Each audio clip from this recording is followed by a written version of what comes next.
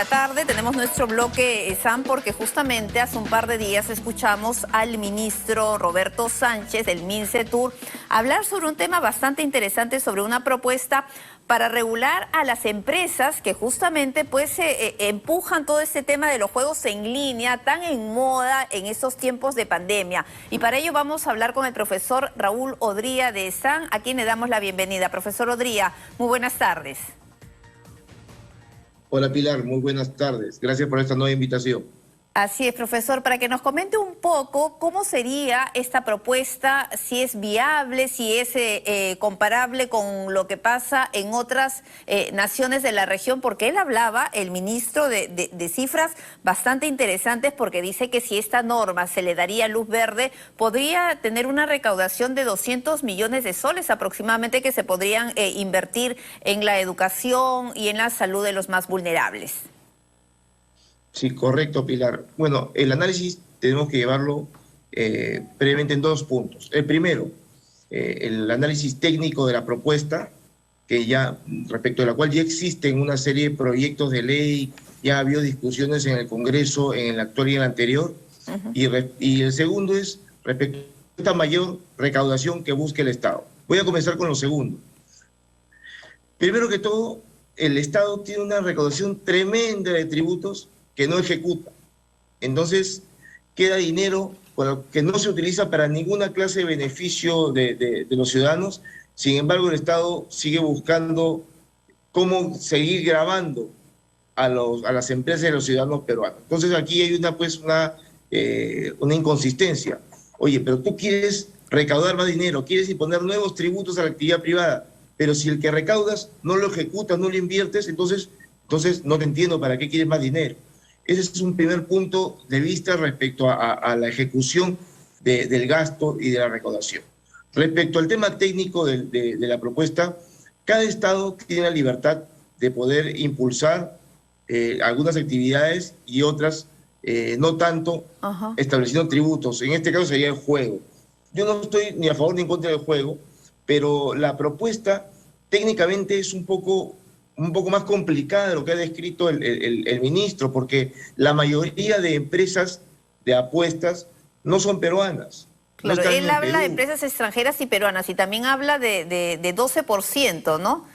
De un impuesto, sí, de un posible impuesto del 12%. Ha usado la misma tasa que se aplica al impuesto que ya existe a los juegos de tragamonedas y casinos, que es justamente el 12%.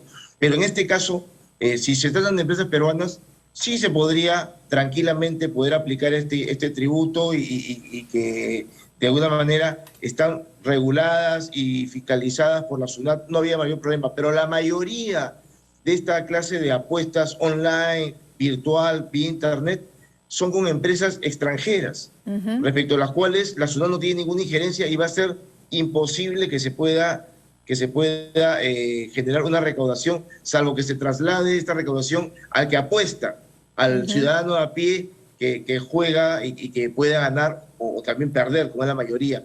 Entonces, si bien es cierto, como he adelantado, es viable para las empresas peruanas en el ámbito de la política tributaria de poder reprimir o no impulsar esta clase de actividad de apuesta, pero en la realidad y con las cifras que he hablado, con las cuales no conozco, no tengo precisión que sean exactas, no lo veo tan viable. Y vuelvo al punto primero de mi exposición.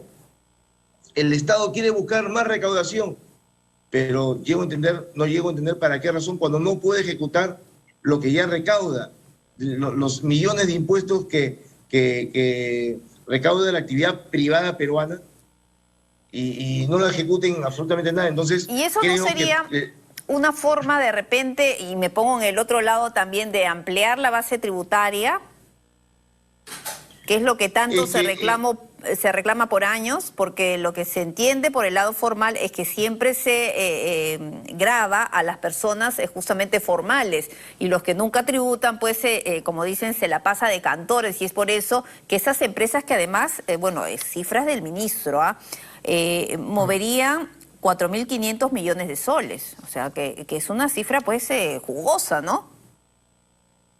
Correcto.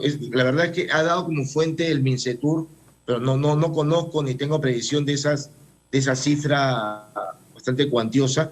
En todo caso, sería el total de dinero que se ha movido en esta clase de operaciones, pero no necesariamente se va a tributar sobre esos 4.500 millones de soles. Eso es lo primero. Lo segundo, en relación a lo que he mencionado, es que en realidad la mayoría, si no son todas las empresas peruanas que prestan esta clase de servicios o de diversión, de apuestas vía Internet, son formales. Son formales, ¿correcto?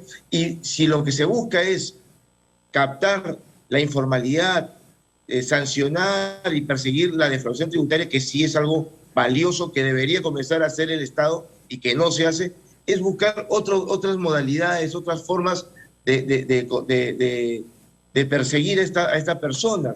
Hay una serie de actividades en el Perú primarias que son ajenas al mundo formal, a la ciudad, y que no tienen ninguna forma o clase de control y que no pagan un sol. Comencemos por la minería ilegal, ¿correcto? La venta de materias, de productos agrícolas, de productos primarios, como he señalado. Entonces, hay que perseguir la informalidad, sí, porque es la mínima parte de la actividad privada peruana, la formal, que asume en sus espaldas la recaudación del Estado. Y es la mayor parte de la economía peruana, casi el 70%, informal, que no paga un sol de tributo. Sin embargo, sí se ven beneficiados de todas las actividades del Estado que nos da a todos los ciudadanos. Y esta propuesta seguramente la van a mandar al Congreso para ver cómo se podría mejorar.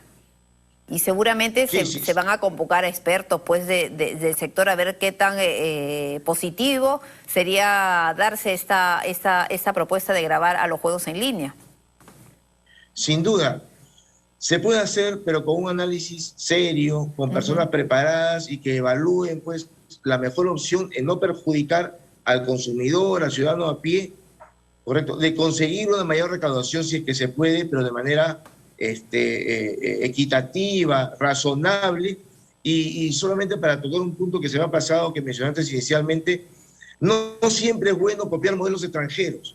Hay países extranjeros que ya tienen esta política, esta clase de imposición tributaria a estas actividades, pero son países mucho más desarrollados, donde la formalidad es la mayoría, al contrario que Perú, donde la informalidad es lo que prima. Entonces, es verdad, copiemos lo bueno, pero tenemos que aterrizarlo al Perú, adaptarlo al Perú y hacer que sea aplicable y bueno para los peruanos.